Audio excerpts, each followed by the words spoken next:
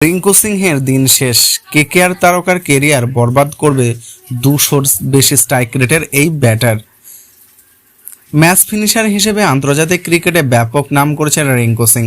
গত বছরে আইপিএল থেকে শুরু হয় তার উত্থান।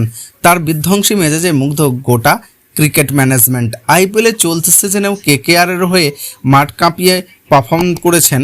তার বিস্ফোরণের সামনে কার্যত হতভম্ব প্রোটিয়াস পেসার অন্দ্রিক নটরাজন। তবে এবার সেই রিঙ্কুর জন্যই দুঃসংবাদ।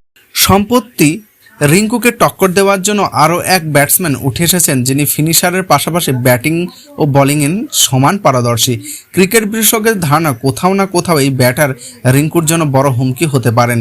এখন প্রশ্ন হলো, কে সেই বিধ্বংসী ব্যাটসম্যান যার জন্য রিঙ্কুর আসন নড়বড়ে হতে চলেছে?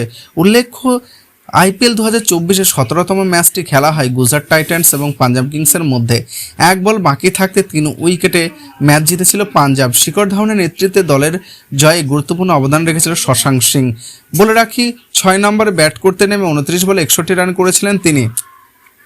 এই দিন তিনি শুধু দুর্দান্ত ব্যাটিংই করেননি, ম্যাচ ফিনিশিং ইনিংসও খেলেছেন, যেখানে দলের মূল ব্যাটসম্যান ইতিমধ্যে আত্মসমর্পণ করে নিয়েছেন। সেখানে একা কাঁধে দলকে জেতানো যে কত বড় মুশকিল তা সকলেই জানেন। 29 বলে 61 রান করে অপরাজিত থাকে অবশ্যই প্রশংসনীয়।